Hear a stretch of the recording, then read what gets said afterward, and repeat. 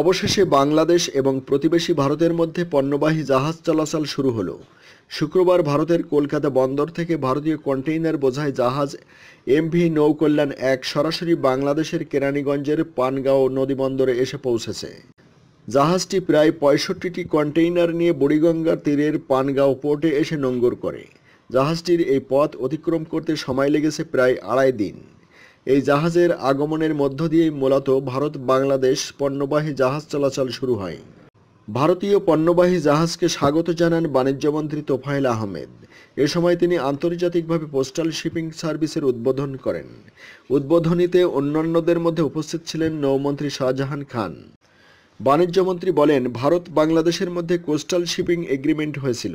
ভারতের প্রধানমন্ত্রী নরেন্দ্র মোদীর বাংলাদেশে সফরের সময় দুই দেশের মধ্যে ওই চুক্তিটি স্বাক্ষরিত হয়। এই চুক্তির ফলে ভারত বাংলাদেশ পণ্যবাহী জাহাজ চলাচল শুরু হয়েছে। অবশ্যই এর মাধ্যমে ভারত ও বাংলাদেশের মধ্যে সম্পর্কে নতুন দ্বার উন্মোচিত হলো।